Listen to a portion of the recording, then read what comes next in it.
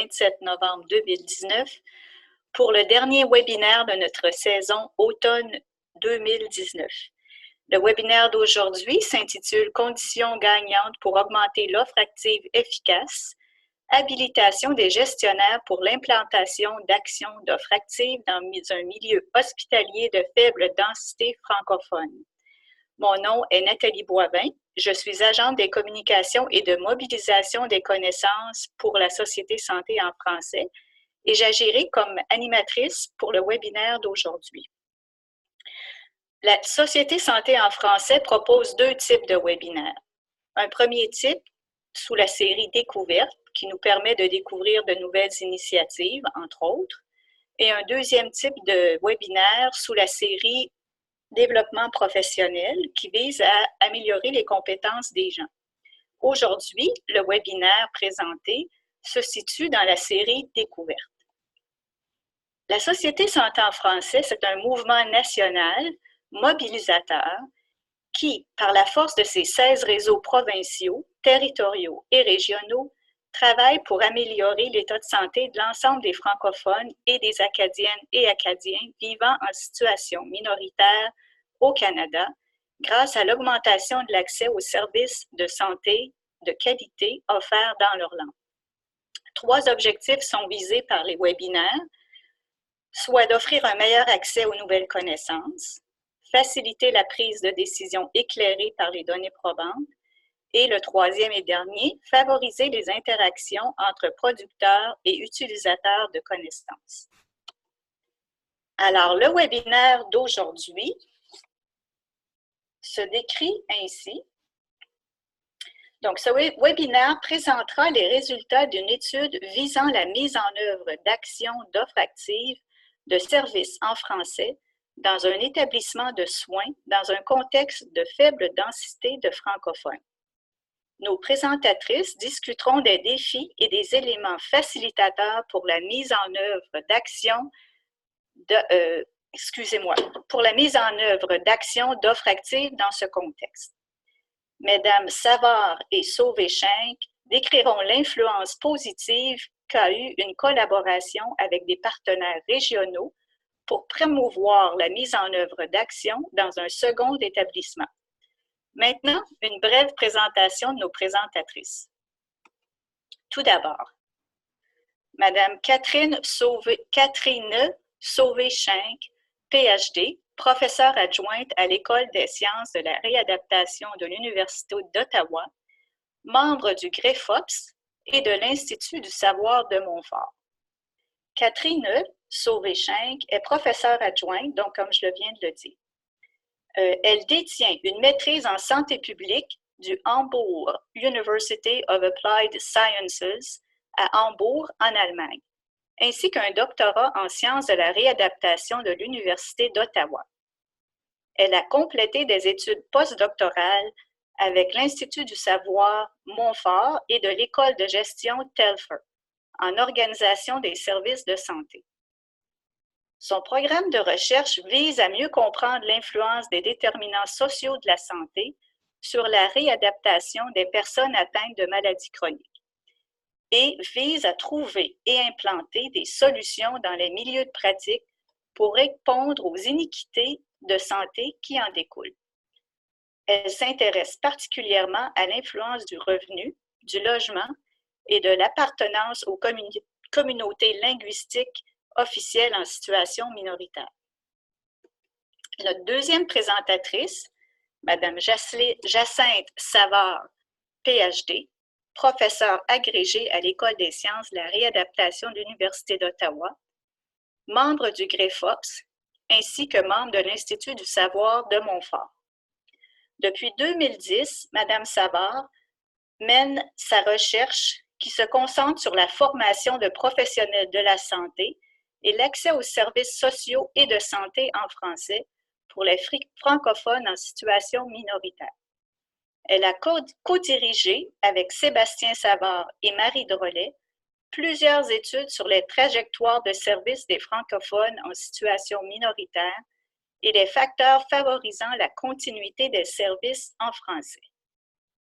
Elle a intégré la formation à l'offre active de services en français à la formation des étudiantes et étudiants en ergothérapie, puis dans les autres programmes de l'École des sciences de la réadaptation. Elle a élaboré une mesure des comportements d'offre active et un cadre d'analyse des leviers d'action pour la prestation de services intégrés et linguistiquement adaptés dans les communautés de langue officielle en situation minoritaire. Elle a co-dirigé la production de l'ouvrage collectif Accessibilité et offre active, santé et services sociaux en contexte linguistique minoritaire. Alors, bienvenue à nos deux présentatrices d'aujourd'hui. Avant de leur laisser la parole, je vais rappeler à tous de ne pas s'inquiéter parce que pendant la présentation, nous sommes tous en mode muet, sauf pour les présentatrices. Si vous voulez intervenir ou poser une question, n'hésitez pas à le faire en utilisant la boîte de conversation au bas de votre écran. Alors, je cède maintenant le partage d'écran et c'est au tour de nos présentatrices, Mesdames Sauvé-Schenck et Savard.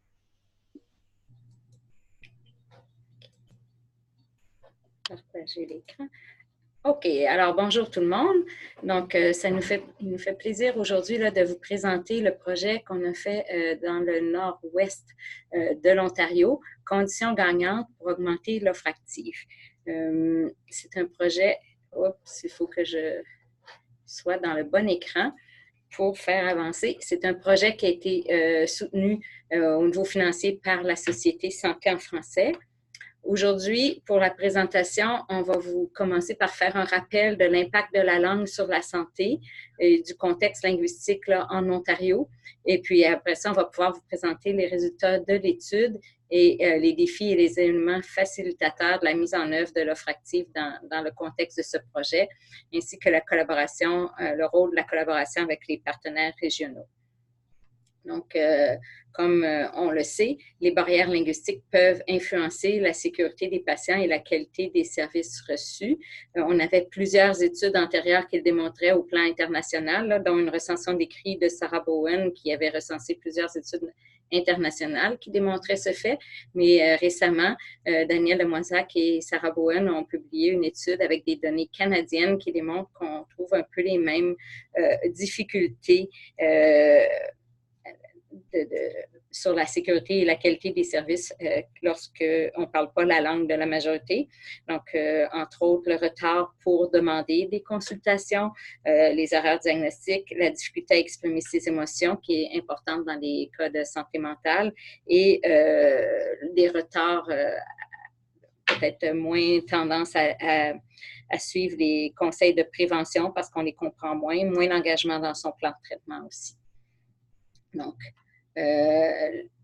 en Ontario, le contexte linguistique, la communauté francophone en situation minoritaire compose environ 4% de la population, dépendant ce qu'on regarde. Si on regarde le français comme langue maternelle, le français comme première langue officielle apprise. Donc, première langue officielle apprise, ça inclut ceux qui ont une autre langue comme langue maternelle, mais qui ensuite ont appris le français avant l'anglais. Donc, on tourne autour de 4 à 4,1% de la population qui a le français comme première langue ou comme langue maternelle, selon les chiffres qu'on regarde. Donc, on fait partie du Canada où il y a un contexte légal qui proclame que le français et l'anglais sont deux langues officielles qui ont le même statut. On a la Charte canadienne des droits et libertés qui protège la situation des deux communautés linguistiques, francophones et anglophones. Ça, c'est au niveau fédéral, mais la santé, c'est de juridiction provinciale. Donc, ce sont les lois de la santé ou les lois provinciales qui vont plus dicter comment les soins de santé vont être offerts. Et en Ontario, on a la loi de 1986 sur les services en français qui garantit des services gouvernementaux dans la langue française dans 26 régions désignées où vivent environ 80% des francophones. Et ça garantit que les services qui sont obtenus directement du gouvernement sont offerts autant en français qu'en anglais. Par contre, les services paragouvernementaux, comme souvent les hôpitaux sont paragouvernementaux, les sociétés d'aide à l'enfance, les centres de soins de longue durée, les programmes fournis par les municipalités, les programmes de santé ou les programmes sociaux, ils ne sont pas systématiquement obligés d'offrir des services en français. Ils peuvent demander une désignation. Lorsqu'ils sont désignés pour offrir des services en français, ils doivent absolument les offrir. Mais la désignation, jusqu'à il n'y a pas longtemps, était sur une base volontaire. Donc, ce n'est pas tous les centres qui la demandaient parce qu'on peut toujours en offrir des services en français sans demander d'être désigné. On ne se crée pas d'obligation, alors que lorsqu'on est désigné, on a vraiment une obligation. En 2010, le gouvernement a créé des entités de planification des services en français et ces entités-là peuvent identifier des organisations qui devraient travailler en vue d'obtenir la désignation parce que dans leur région, ils sont les seuls qui pourraient offrir un tel type de service, puis qu'il y a une communauté francophone qui pourrait en bénéficier. Donc, c'est dans ce cadre-là là, que l'organisme avec lequel on a travaillé était intéressé à augmenter ces services en français, puisqu'ils ont été identifiés par le AIRLIS du nord de l'Ontario, du nord-ouest de l'Ontario, pour augmenter leur offre de services en français.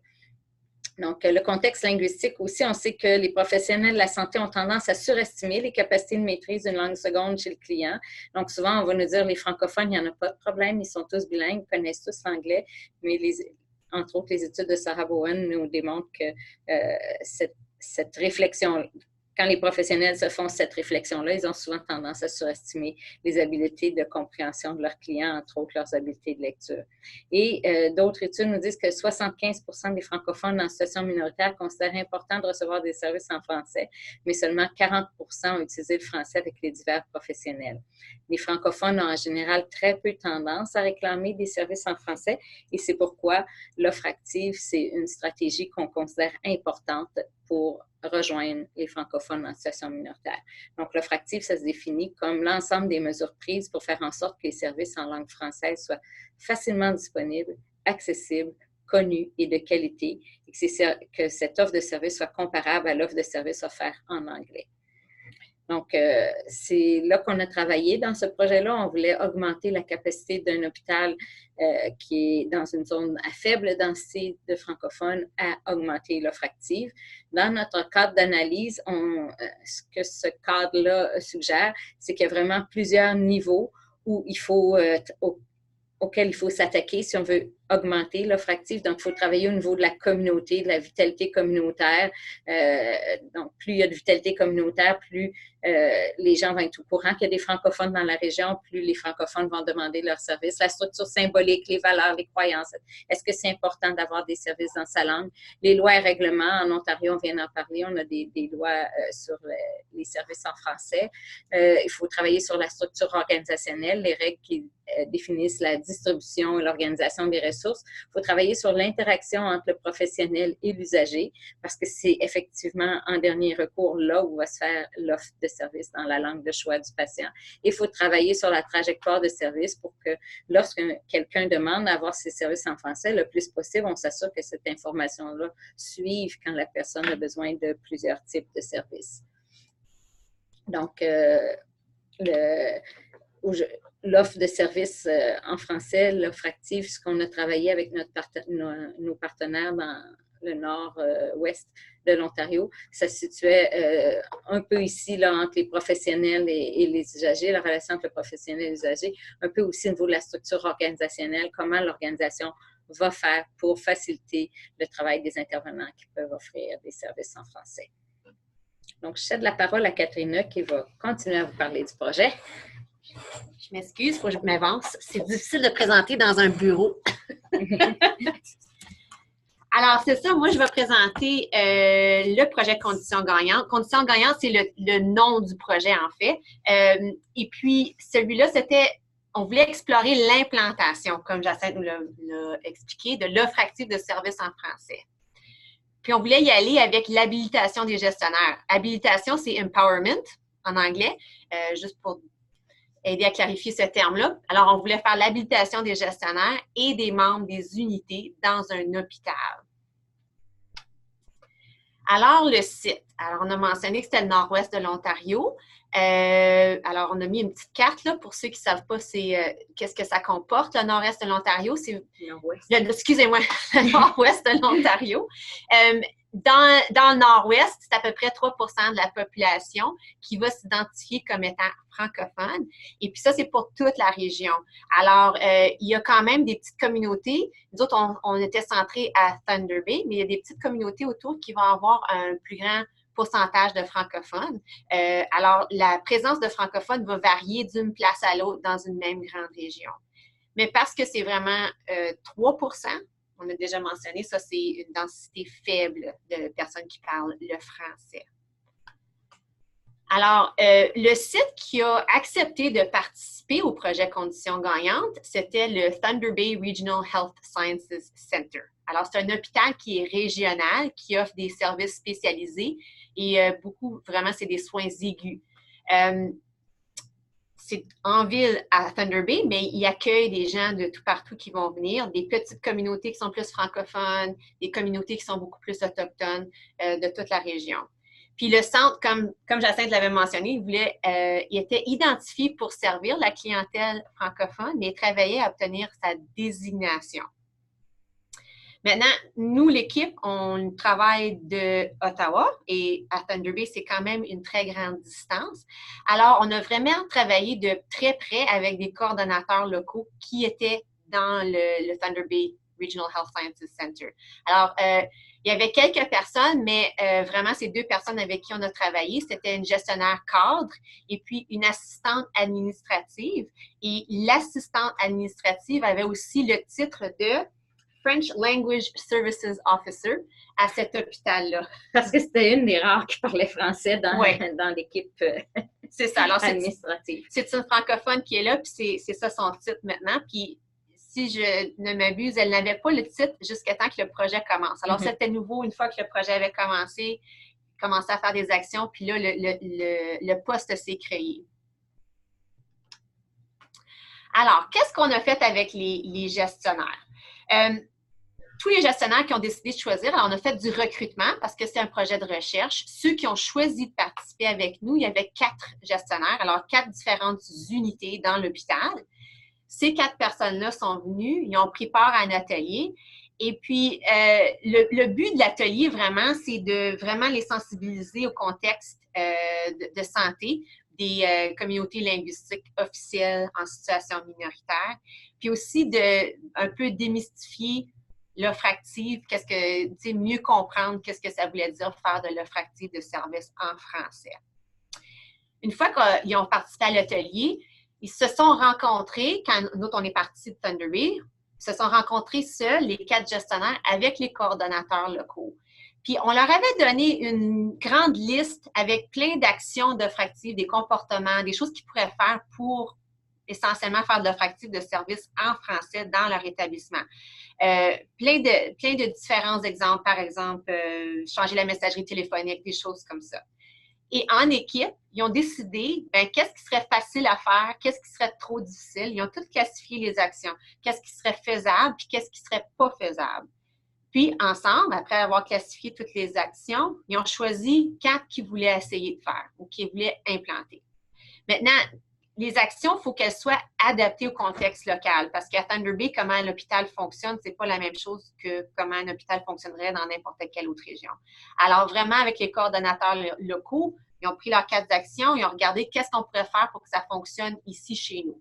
Puis ensuite, ils ont fait la mise en œuvre des actions. Alors, qu'est-ce qu'ils ont choisi de faire?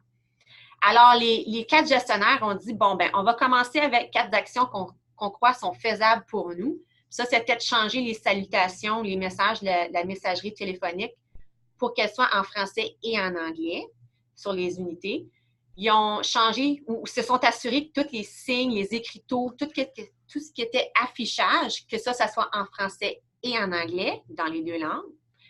Ils ont donné des épinglettes pour les travailleurs, pour tout le monde là, qui dit « je parle en français », pour les membres du personnel qui pouvaient offrir un service en français.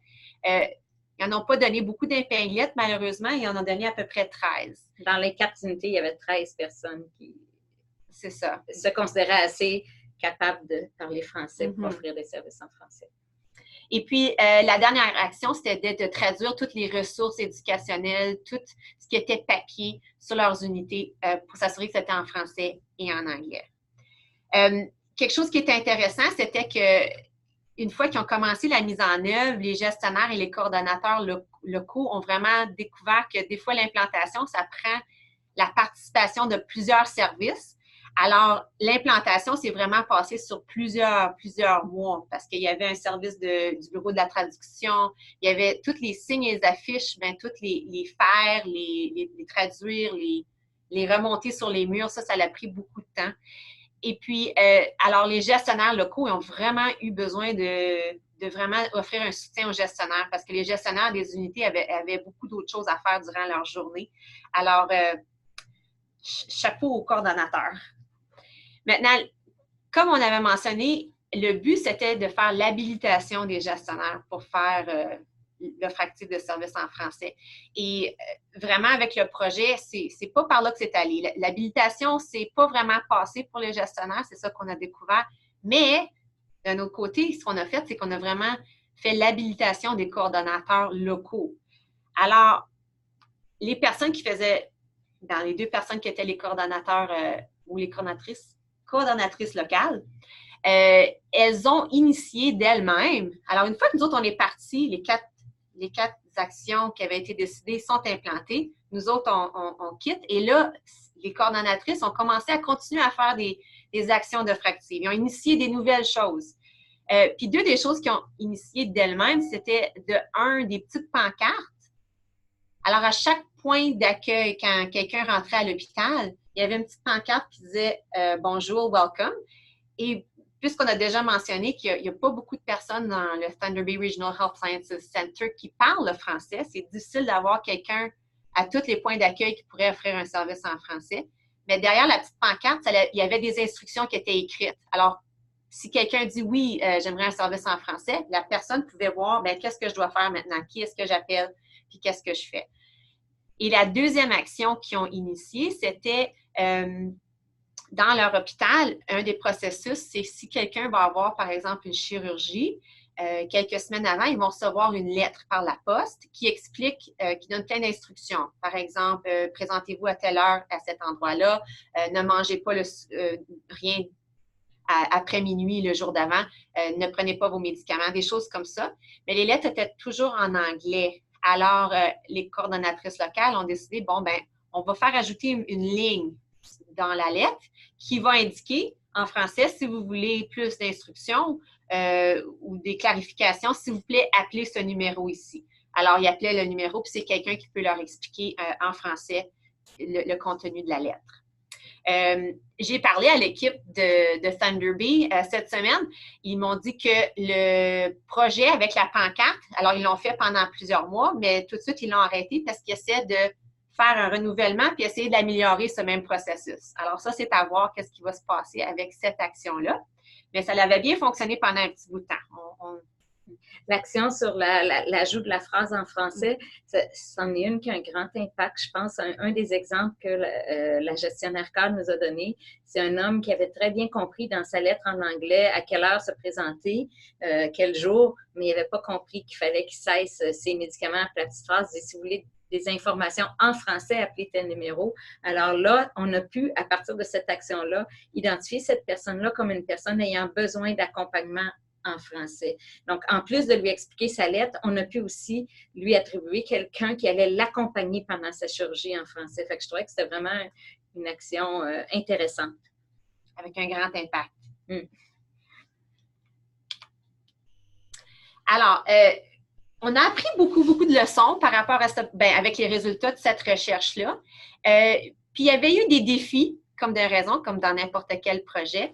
Et puis, pour la mise en œuvre des actions d'offre active, il y avait un défi en particulier qui était assez global. Puis ça, c'était le manque de conviction. Alors, le personnel, les gestionnaires, il y avait un manque de conviction par rapport à l'offre active de services en français. Est-ce que c'était vraiment une priorité pour leur contexte? Là, on s'entend qu'eux autres, il y avait beaucoup de priorités rivales à tous les jours parce que c'est un établissement de soins. Alors, pour eux, C'était vraiment, c'est ça, comment on dit ça, là? Un choc, Ça tire d'un bord de la couverte de l'autre, là. Hein? Ouais. Est-ce qu'on fait on se concentre sur les actions d'offractive? Est-ce qu'on se concentre sur les tâches quotidiennes d'offrir des soins? Un conflit. C'est ça, c'était un conflit pour eux. Puis l'autre grand conflit c'était par rapport à leurs soucis, parce que dans la région de Thunder Bay, il y a quand même plusieurs autres groupes linguistiques qui ont des besoins. Puis là, eux en particulier parlaient de la population autochtone. Et puis aussi, il y a plusieurs groupes qui sont assez grands en nombre. Par exemple, la population qui parle l'italien ou la population qui parle le finlandais. Alors, pour eux, il y avait un souci pour tout le monde. Alors, pourquoi prioriser les francophones dans tout ça? Surtout que plusieurs des francophones, parce qu'ils ne demandaient pas leur service en français, ils étaient essentiellement invisibles dans la population qui venait les voir tous les jours. Maintenant, il y avait quand même plusieurs éléments facilitateurs parce que la mise en œuvre a quand même été un succès. Puis dans ce contexte-là, dans cet hôpital-là, qu'est-ce qui était vraiment important, c'était le soutien organisationnel. Alors vraiment, les gestionnaires cadres, puis là, on parle de vraiment dans l'ensemble de tout l'établissement. La haute administration. La haute administration, c'est ça, était vraiment pro-offractif, offrait un grand soutien par rapport à ce projet-là. L'autre élément facilitateur, c'était comme de raison, on les a mentionnés souvent, les coordonnateurs locaux, qui avaient un pied à terre, comprenaient vraiment bien le contexte de l'hôpital, puis étaient vraiment dédiés à la cause aussi.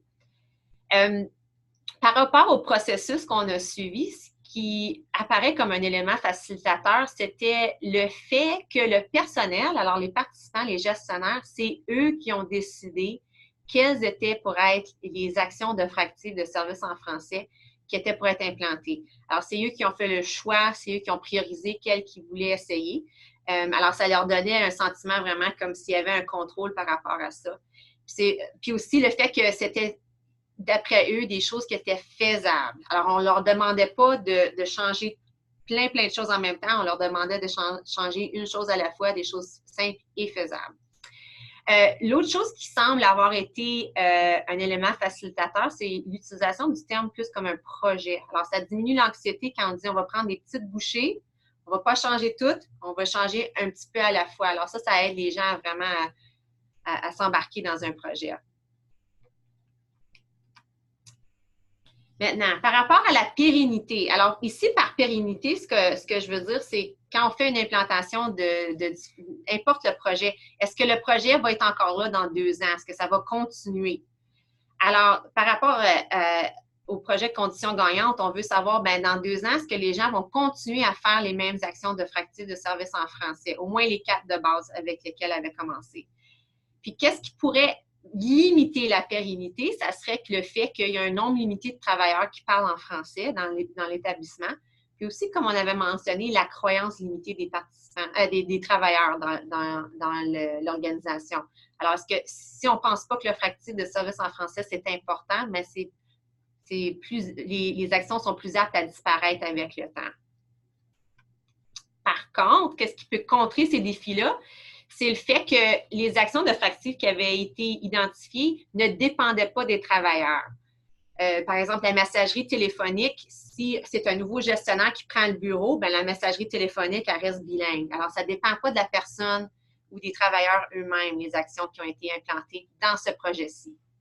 L'autre chose qui était bien importante, c'est que 3 des actions d'offractive de ce projet-ci sont devenues des processus au Thunder Bay Regional Health Sciences Center. Alors, les 3 qui sont devenus des processus, on a les messageries téléphoniques qui seront bilingues, les ressources écrites, tout le matériel éducationnel, les informations sont sur papier, ça va être en français et en anglais. Et puis, la 3e, bon là, je m'en souviens plus. Les épinglettes ou bien c'est pas les épinglettes, c'est les affichages. Je m'excuse.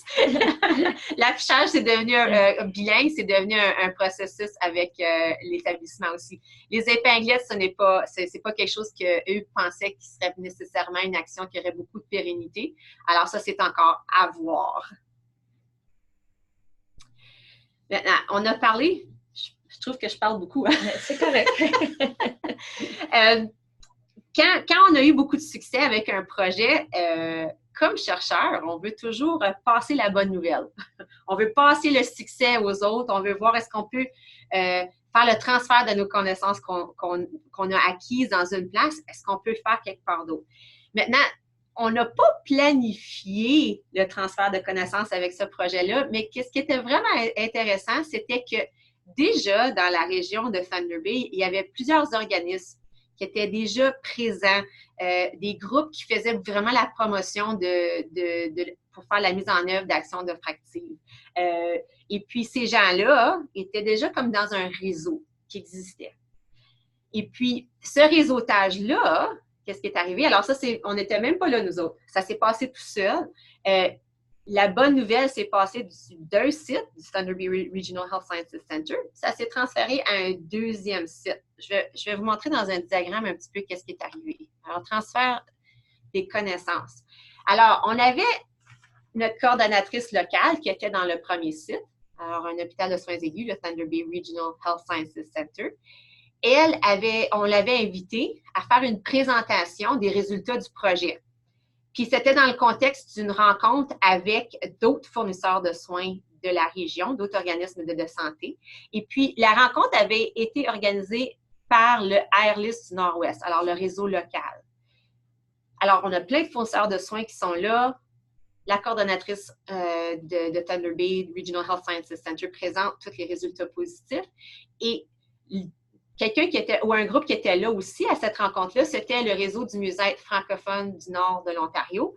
Et puis, ce groupe-là, c'est une entité de planification. Jacinthe avait mentionné les entités quelques minutes passées. Alors, le réseau trouvait que c'était tellement une bonne idée. Les fournisseurs avaient l'air à être intéressés par le projet.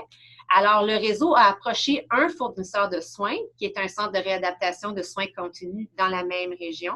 Ils ont demandé est-ce que ça vous intéresserait de faire quelque chose de très similaire, faire la mise en œuvre d'actions diffractives dans votre centre. Il faudrait l'adapter à votre contexte parce que c'est un centre de réadaptation. Le fournisseur de soins a dit oui, ça serait très intéressant. Alors, ils ont commencé à travailler ensemble. Puis, le site et le réseau du mieux-être ont utilisé un processus qui était assez similaire à celui qu'on avait utilisé dans le contexte du projet Conditions gagnantes à l'hôpital en soins aigus. Et puis, le projet, à ce que je sache, n'est pas encore complètement fini, mais ils ont déjà beaucoup de succès avec leur mise en œuvre. Alors, il y avait plusieurs similitudes entre les deux projets. Le premier, comme de raison, c'était le même contexte régional du côté linguistique. Alors, les deux sont dans le 3 % de francophones dans la région. Alors, ils ont peut-être beaucoup de similarités de ce côté-là par rapport aux ressources humaines dans leur environnement, combien de francophones, de personnes pourraient offrir un service en français dans leur établissement. Ça, c'était une réalité qui était très similaire. L'autre gros facteur qui était très similaire entre les deux projets, alors dans le site à Thunder Bay en soins aigus, puis en soins continus, en réadaptation, c'était le fait qu'il y avait des coordonnateurs locaux qui vraiment étaient le pied à terre de notre côté pour Conditions gagnantes, mais pour le réseau du mieux-être, eux autres aussi ont choisi des coordonnateurs locaux pour vraiment mieux comprendre le contexte de l'endroit où ils rentraient. Et quelque chose d'autre qui était très similaire, c'était les défis puis les éléments facilitateurs par rapport à la mise en œuvre. Puis si on parle des défis, encore une fois, que les travailleurs parlent des priorités rivales quotidiennes, un peu un manque de conviction que l'offre active de services en français, c'était vraiment une priorité pour eux autres. Alors, des défis comme ça. Et les éléments facilitateurs étaient encore une fois très similaires aussi, du côté que je l'ai mis dans un autre? Non, je ne l'ai pas mis, pardon. Le fait que le deuxième site, avec le réseau, eux aussi ont donné le choix. Alors, ils ont donné des actions diffractives, des choix au personnel, puis c'est le personnel qui a décidé qu'est-ce qu'eux voulaient faire du côté, qu'est-ce qui était faisable, qu'est-ce qui était simple. Puis c'est aussi le personnel qui a décidé comment il était pour adapter les actions diffractives à leur établissement. Puis, ils ont eux aussi choisi plusieurs des actions qui étaient similaires, là, avec genre l'affichage, des choses comme ça. C'est très similaire. Alors, pour finir, Ce qu'on a vraiment appris dans le contexte de tout ce projet-là, c'était que les collaborations et les partenariats, c'est très important. De un, pour faire la mise en œuvre des actions dans un établissement, mais aussi pour le transfert de connaissances puis le soutien qu'on peut s'apporter dans une communauté par rapport à l'offre active. L'autre chose qui était très importante, c'était de commencer avec des petites actions puis trouver celles qui auront le plus grand impact. Comme Jacinthe l'a mentionné avec la ligne dans une lettre, c'est une action qui est petite, mais qui pourrait avoir potentiellement beaucoup d'impact sur la santé des gens. Et aussi, quand c'est un contexte de faible densité de francophones, c'est important de trouver des façons d'identifier les personnes qui vont avoir besoin d'un accompagnement, de trouver les gens qui aimeraient ou qui devraient avoir un service en français dans un groupe où est-ce qu'ils sont pas nombreux. Ils ne sont pas nombreux puis ils ne s'identifient pas. Souvent, hein, la réaction des gestionnaires d'unité, c'était on n'en a pas des patients francophones, alors que la coordonnatrice des services en français, par les nouvelles actions qu'on a faites, elle a eu vent de gens qui, sachant, ayant vu du français, se sont identifiés comme francophones. Mais d'emblée, les gens ne le font pas. Donc ça, c'était vraiment le sens de cette dernière conclusion-là. Même quand on a fait un sondage, nous, pour voir si les patients avaient vu un changement dans l'offre active de services en français, on a fait un sondage sur une journée, mais il y avait 4 personnes qui ont répondu que le français était leur langue maternelle, juste 2 qui ont dit qu'ils demandaient parfois des services en français. Donc, c'est vraiment un défi, en fait, dans cette francophone, de trouver ces personnes-là qui sont les francophones qui aimeraient des services en français. L'autre conclusion, peut-être qu'on n'a pas mis sur la diapositive, mais qui est une conclusion un peu de notre étude. Au départ, on voulait habiliter les gestionnaires d'unités.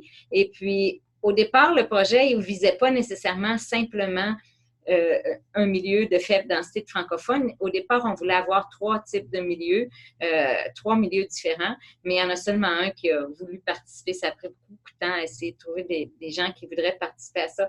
Donc, c'est sûr que si on avait trouvé des milieux avec plus de population francophone, peut-être que ça aurait été plus facile d'amener les gestionnaires d'unités à vouloir faire des choses. Nous, on avait dans notre tête que les gestionnaires d'unités avaient peut-être déjà plus de personnel francophone que ce qu'ils pensaient avoir.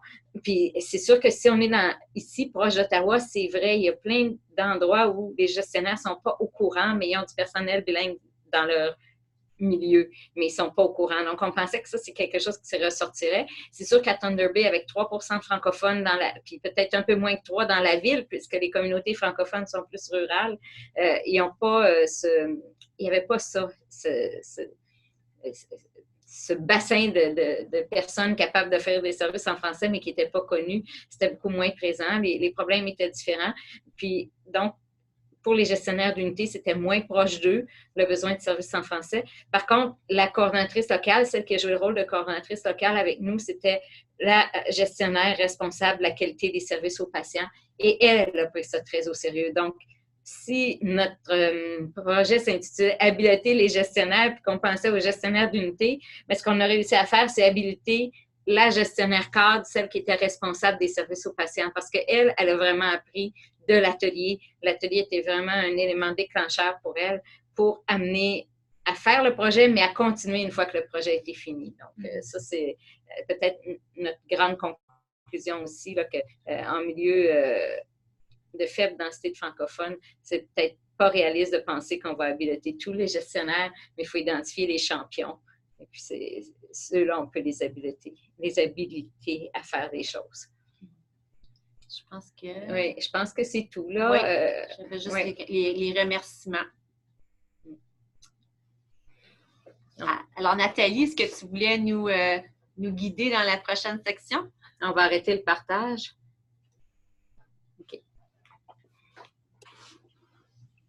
Alors, mesdames, je tiens à vous remercier pour cette présentation qui a été très, très intéressante, avec un rappel que l'offre active, c'est important définitivement dans les milieux et encore plus dans les milieux de faible densité. Moi, j'ai appris beaucoup de choses grâce à votre présentation aujourd'hui. Je vais peut-être commencer par vous partager un commentaire que j'ai reçu, donc de la part de Madame Florence Peretti, qui disait qu'elle tenait à rectifier l'élément suivant.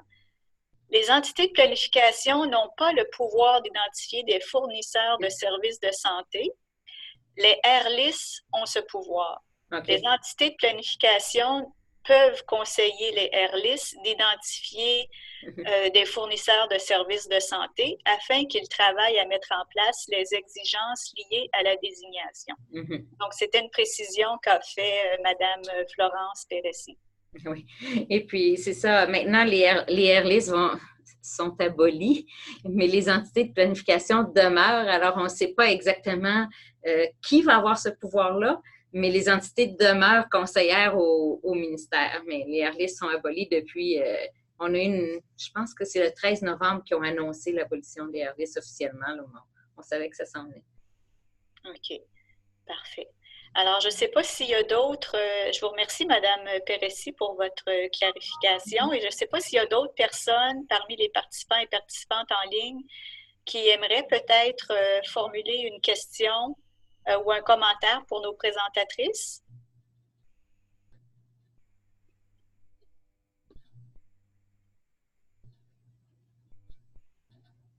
Alors, moi, j'en ai peut-être une en attendant que les gens rédigent quelque chose. J'ai entendu beaucoup d'éléments, donc vous avez parlé, vous avez partagé par rapport aux défis, mais aussi par rapport aux conditions facilitatrices. Moi, c'était très clair à ce niveau-là, quels étaient les défis, quels étaient les éléments facilitateurs. Moi, j'aurais peut-être la question suivante. Parmi les éléments, soit du côté des défis ou des éléments facilitateurs, est-ce qu'il y a un élément qui a ressorti, qui vous a surpris, auquel vous ne vous attendiez pas?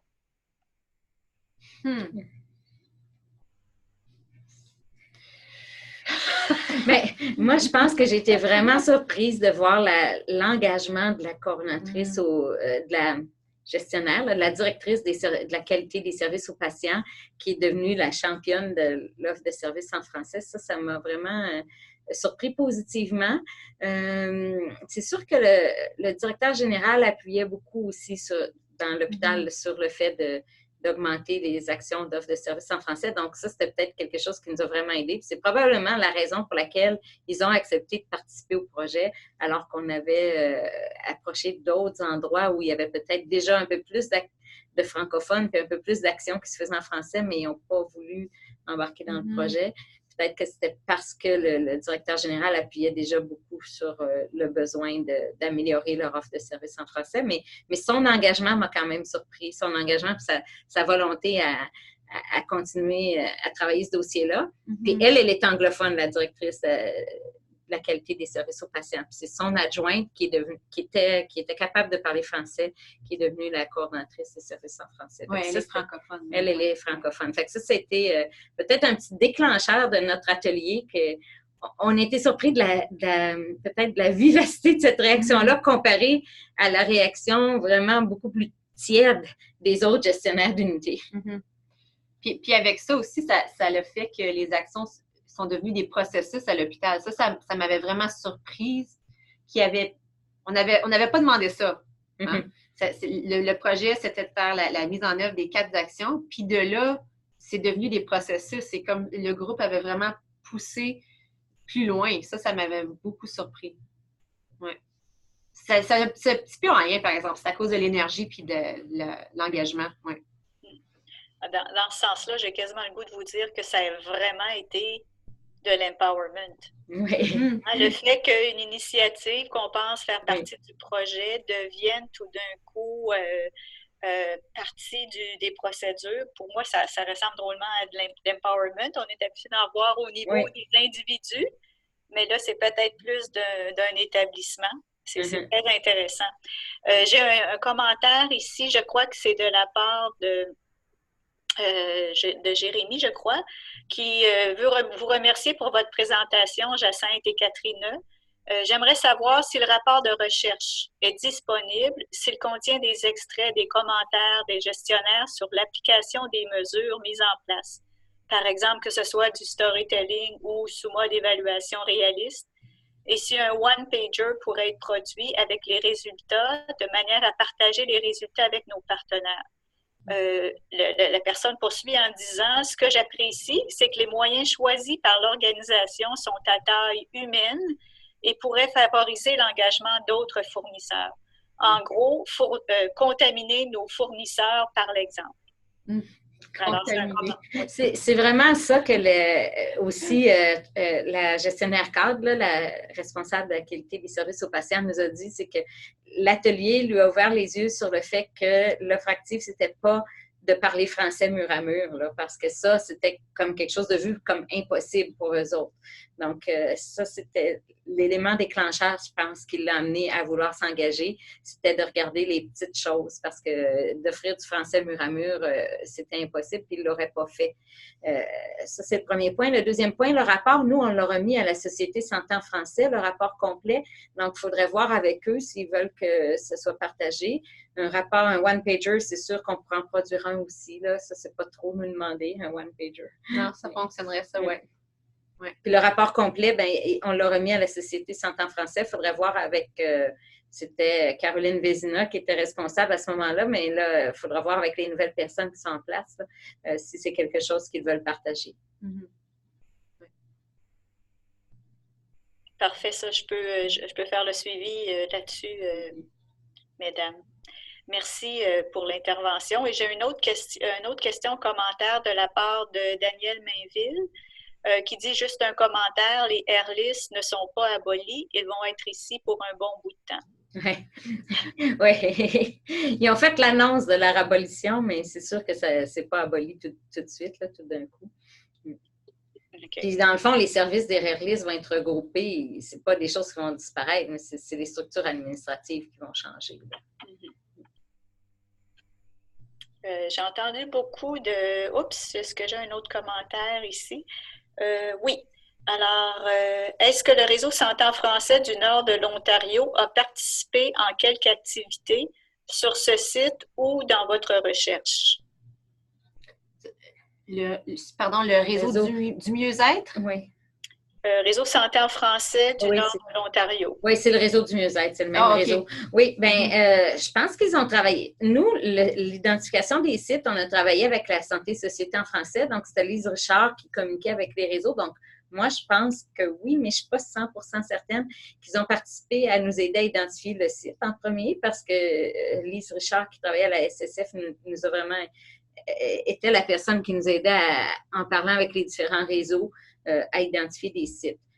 Puis après ça, on les approchait plus en détail avec tout l'aspect là, de éthique pour le consentement à participer à une recherche. Fait qu'il y en a quelques-uns qui avaient dit oui puis qui se sont désistés après parce qu'il y avait d'autres priorités ou parce qu'une personne qui avait dit oui, qui aurait été la coordonnatrice locale, est partie. Fait qu'on a resté avec celui-là. Mais je pense que oui, que le réseau savait que ce projet-là existait. Ils n'ont pas participé dans l'implantation des actions comme mais ils savaient que ça existait, puis après ça, on les avait rencontrés. On les a rencontrés pour donner les résultats, puis à mi-chemin, et ils ont continué à accompagner le site après.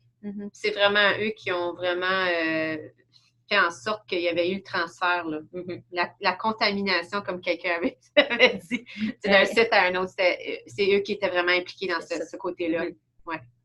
Puis, ils nous ont aidés aussi, bien, plutôt moi, en conversation avec eux autres, mais Jacinthe aussi, je pense que c'était là-dedans, de voir quels éléments étaient des défis puis des éléments facilitateurs de leur côté.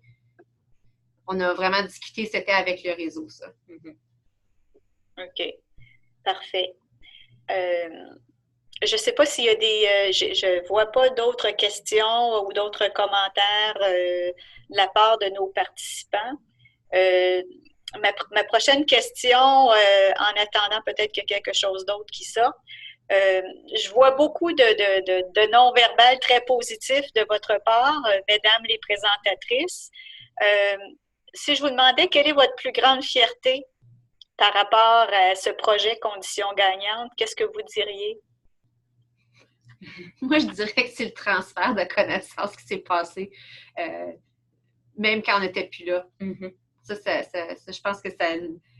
Fierté, je ne sais pas si c'est le bon mot, là, mais on était fiers du succès de ça, du transfert qui s'est passé. Et que les gens étaient intéressés, puis que ça semblait bien leur parler là, de tout ça, là, les débouchés de quoi, là, de taille humaine? Non, c'était C'était quoi le commentaire d'autres personnes? Oui, le fait que ce soit... Je pense qu'on peut être fiers de notre atelier parce que c'est ça qui a déclenché l'engagement. Puis après ça, on n'était pas si présente que ça parce que c'est loin, Thunder Bay. Mais l'atelier, on l'a fait en personne. On est allé, puis on est retourné une autre fois après la mise en œuvre des premières actions pour faire le bilan avec eux. Fait que c'est ces contacts-là qui ont déclenché plein de choses chez eux. C'est dur. On ne peut pas s'approprier ce succès-là, c'est le leur, parce que c'est vraiment eux qui se sont engagés beaucoup. Mais d'avoir réussi à créer cette étincelle-là, je pense qu'on peut en être fiers. Oui. Qui a commencé un petit feu. Oui. Ça prend une bougie d'allumage ou un catalyseur, puis après ça, les gens partent avec ce qu'ils aiment. Et puis, ils le font grandir. Il y a une personne qui pose la question suivante. Pensez-vous continuer votre recherche dans d'autres lieux, mesdames? On en fait dans d'autres lieux qui sont peut-être un petit peu différentes, mais là, présentement, on a une subvention de CRSH où on a testé un outil d'auto-évaluation des capacités organisationnelles envers l'offre active et la continuité des services en français, mais c'est probablement un peu plus élaboré que ce qu'on a fait avec Conditions gagnantes. Donc, ça prend des milieux qui sont peut-être pas trop avancés dans l'offre active parce que sinon, ils trouvent que notre outil est trop lourd à remplir pour quelqu'un qui fait déjà tout ça, toute l'offre active qu'il doit faire. Mais ceux qui n'ont pas du tout commencé à y réfléchir trouvent qu'il est difficile à remplir. Donc, l'autre projet est plus avec des milieux qui sont un peu à mi-chemin là, entre ce qui était l'hôpital de Thunder Bay et des hôpitaux qui font déjà, ou des centres qui font déjà plein d'offres actives. Donc, on a avec le sud de l'Ontario, le Airlist de Erie-Sainte-Claire, on a un projet là, qui est en cours avec le Manitoba. Puis on avait le Nouveau-Brunswick, mais au Nouveau-Brunswick, les sites qui ont accepté de participer, justement, sont des sites qui font déjà beaucoup d'offres actives et trouvaient moins de pertinence à qu'est-ce qu'on pouvait leur apporter parce qu'ils font déjà beaucoup. Mais au Manitoba et en Ontario, on a des sites qu'on accompagne encore à partir de l'outil d'auto-évaluation, on les accompagne à mettre en œuvre des plans d'action.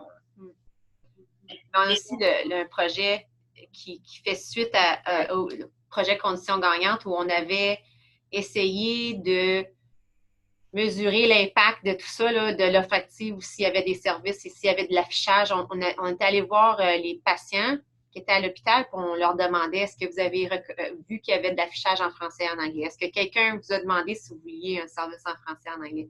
On avait une mesure qu'on a utilisée, mais elle n'a pas bien fonctionné. Alors, on a un projet tout de suite pour faire un questionnaire de l'expérience des usagers par rapport à ça, à la langue. Dans les établissements. Alors ça vient c'est comme une branche de ce projet-là. On aurait voulu avoir une mesure pour Conditions gagnantes. Alors maintenant, on est en train de travailler la mesure pour voir quand on fait l'implantation de services en français, est-ce que les gens le remarquent? Alors, c'est pas tout à fait une réponse à la question de la personne. C'est une autre recherche qui découle de celle-là, là, d'essayer d'améliorer nos outils de collecte de données parce que effectivement, c'était un des buts d'aller collecter l'information sur qu'est-ce que les patients ont observé comme changement, mais nos mesures n'étaient pas assez précises pour nous permettre de vérifier ça. Parfait. Puis peut-être pour faire du pouce avec cette intervention-là qui demandait si vous pensez continuer votre recherche dans d'autres lieux, j'aurais tendance à vous demander si des milieux ou des gens qui sont en ligne aujourd'hui puis qui assistent au webinaire étaient intéressés à tenter l'expérience d'implanter cette démarche-là ou ce projet-là, Conditions gagnantes, dans leur milieu, est-ce qu'ils pourraient vous contacter pour avoir un certain soutien au démarrage ou comment est-ce qu'ils pourraient procéder? Ben oui, ils peuvent toujours nous contacter. Ouais. On va voir le temps qu'on peut y consacrer au travers de nos autres projets, mais oui, ils peuvent nous contacter. Ouais. Pour voir si on peut essayer avec le réseautage, d'essayer de trouver des gens qui pourraient offrir le soutien. Ah oui, nous envoyer des courriels puis on verra ce qu'on peut faire. Parfait. Et puis, j'ai une autre intervention qui disait, est-ce que votre recherche ou votre projet, pensez-vous qu'il pourrait se faire avec des outils à distance? Que ce soit par Skype ou en utilisant la technologie Zoom, par exemple. Qu'est-ce que vous en pensez de ça? Oui, je ne sais pas si une rencontre en personne, pas nécessairement de nous, mais je pense que, il faut créer l'étincelle. Fait que je ne sais pas si Zoom est assez pour créer l'étincelle, mais le suivi après peut très bien se faire par Zoom une fois que l'étincelle est créée. Ça, c'est sûr. C'est la partie plus là, de motiver les gens à embarquer. Je pense que le contact humain est encore important, là. Mais ça n'a pas besoin d'être les chercheurs qui font ça. Ça peut être quelqu'un d'autre qui est plus proche. Par exemple, si on collabore avec des réseaux, dans chaque province ou territoire, il y a des réseaux, ça peut être des personnes plus proches géographiquement qui vont être sur place pour créer ce contact. Puis nous, on peut être à distance, ça se fait. Ça pourrait être une autre formule, effectivement, d'avoir un contact local à travers l'intermédiaire des réseaux santé en français, puis d'ajouter à ce contact local-là, qui est une présence que vous estimez, parce que vous êtes déplacé à 2 reprises en face à face pour voir les gens. Donc, peut-être que ça pourrait être une nouvelle recette à tenter dans d'autres milieux aussi. Ça pourrait être intéressant, effectivement. Il y a quelqu'un qui a levé la main. Donc, oui, allez-y.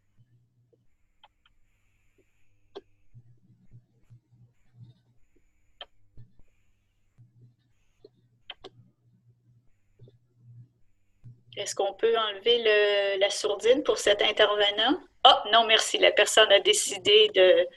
OK, parfait. Alors,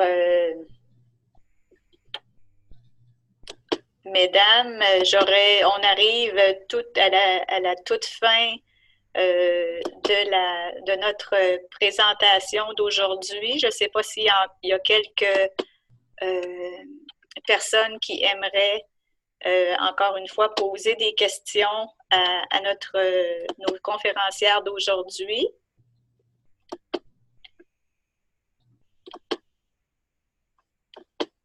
Est-ce que vous avez toujours le contrôle de l'écran, mesdames? Il me semble que non, il me semble que je l'ai arrêté.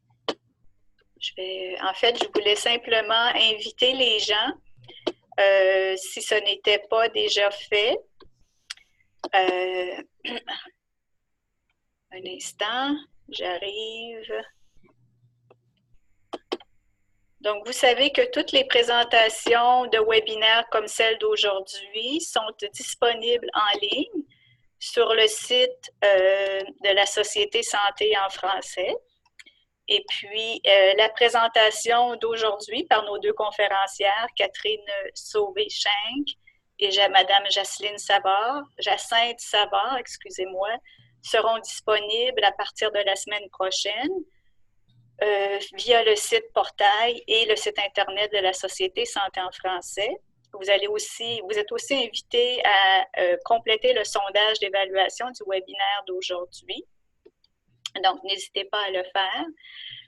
Nos 2 présentatrices, Mme Sauvé-Schenck et Savard, terminaient la ronde des webinaires de l'automne 2019.